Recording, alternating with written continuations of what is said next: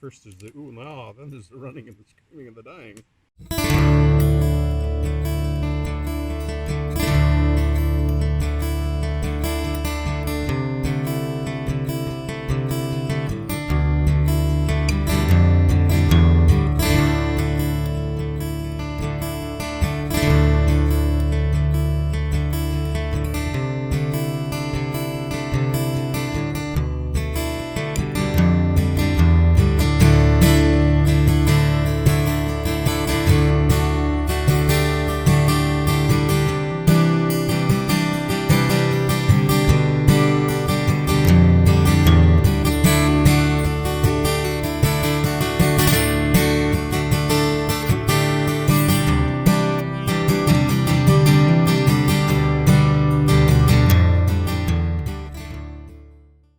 Welcome. Today we're going to talk about my possibles bag, or repair kit is what I call it. Some people call it a possibles bag. This is what I carry when I'm on every canoe trip or backpacking trip. It's a general repair kit for tent repair, tarp repair, backpack repair, and things that go wrong in the woods. First aid kit for my gear. Here we go. I'm going to dump this out.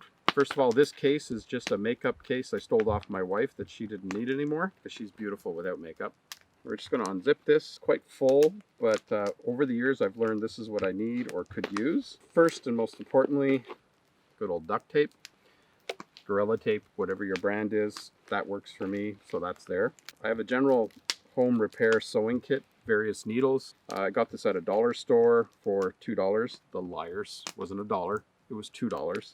It has canvas needles, upholstery needles, all sorts of different shape needles. In a pinch, if you're into that, suture yourself with that and some floss, get out of the woods, you live, if you're into it. Got a spare lighter, always good to carry a spare. Have one in my kitchen kit, but always one in my repair kit as well. I have a second kit within this kit in a sealed bag. This is tent and pad repair kits, sleeping pad repair kits. I'll dump this in a second. I'll just keep going with this one. I have some stronger thread here for stitching nylon and tents if you need to, backpacks, things that rip and tear. Can't have enough of that. Ranger bands here in case I wanted to attach some things. And inside the Ranger bands I have some various Velcro pieces just to replace if we need to on some of our closure items. You'll notice in here I have some very large spikes or nails. These are good for different things around camp. Please don't nail live trees. If you want to get me upset, go ahead and nail a live tree, but you don't want me upset. I see so many of nails in live trees around Algonquin Park and other parks that I've been to. It's a lazy man's way. Learn to tie knots. There's apps on people's phones. You don't need a nail in a tree to hang a tarp or anything. It's just wrong and not fair to nature. And at this camp we're on now, there is literally over a dozen trees with nails in them, and I'm losing my mind. Dead trees. So I carry these nails for various reasons.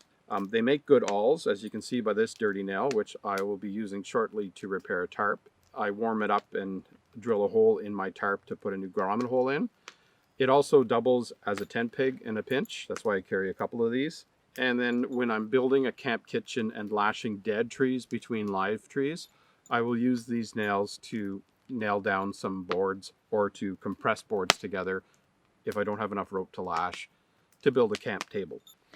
We have some electrical tape with some pipe cleaner in it. The pipe cleaner is good for reaming things out. My cameraman is smirking right now. If you need to clean out debris from inside something like a tent pole or a grommet hole or something, they have a little rigidity and a little brush on them to clean things out like that.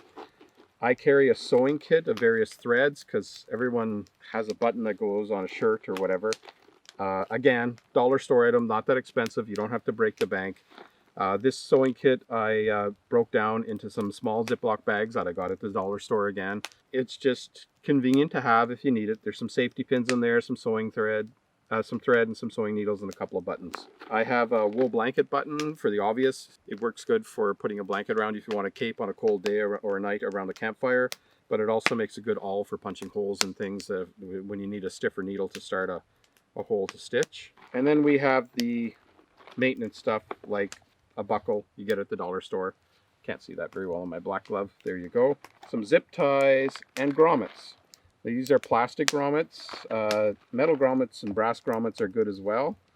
But these plastic grommets I find are a little easier to work with in the woods as far as snapping together with your finger or a pair of pliers. You'll see in a moment when I'm fixing my tarp. I have a little pull closure thing. Really don't need this, but it's a convenient thing. Two final things. A little hair tie. There's always someone at camp with long hair. Right, Anthony? Yep. That always forgets theirs at home. It's like, my hair's a mess today. Here you go. I got it. And then this, again, a dollar store. It's a toothbrush size wire brush. I've cut the handle off it to make it more portable in my smaller kit. This is very handy because in every park you go into, there's a grill kicking around camp that someone else used. You put it on the fire, you warm it up, you pulled it off, and you brush it down with this, and then you just have that extra sense of safety and peace of mind for hygiene. So that's that. So we're back with the second half of my repair kit. This is inside that one because there's so many fine things in it and small things in it that I keep it in a separate Ziploc bag, so it's just easier to access. This tends to be for repairing tents, tent poles, and tarps. So I'm just going to do a little dump here and show you what I got. I conveniently found this at a local outfitter store sale, similar to MEC or REI in the States. It's a Gorilla Glue, but a smaller version. You never know what you got to glue. It works on everything. Here we go. We have a vinyl patch kit. I have a toothbrush here for cleaning surfaces because you have to, it's an old toothbrush I've cut down short and cleaned. It's for just brushing off debris when you have to clean out an area before you glue it and add an adhesive. I've got some more thread, more little doohickey clips for attaching fasteners, which I still don't know why I have so many of them in there. A little bit more thread there, small piece of a valve plug, some shock cord that's meant for inside tent poles. The shock cord and these little pieces of aluminum poles you buy actually in a separate tent repair kit that costs about $10 at most outfitting stores. They have, they're good for repairing the tent poles that snap in windstorms and heavy rain, and when things fall on your tent, or when you set them up too fast. And I'm only saying this out of experience. I have a little more seam seal and adhesive meant for gluing on tarps. Some screening material that's good for fixing holes in your tent, because in your mesh of your screening. Nothing worse than being awake all night. This is a little bit better version of this. Kept it all together. I ended up with two. I prefer to have more. Most of the time I go out, I'm going out with other people as well, and it doesn't hurt to pack that little bit extra in just to repair people's belongings. I have a very small Swiss Army knife, very sharp, very handy for doing repairs with, all in one spot.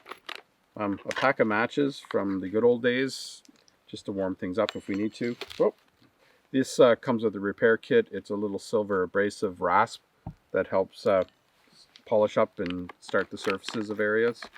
Another screen patch kit. This is out of a bicycle repair kit, but I figured why not? It might help fix a thermarest or something that's punctured in the middle of the night. Another piece of aluminum tent pole repair kit. I have a small pencil in here in case I need to mark an area, as well as various size nails. Again, mostly using as awls or nailing or helping lash stuff together on dead trees when I'm building tables and stuff at camp, but not for nailing into live trees to hang tarps. And that concludes that little pouch.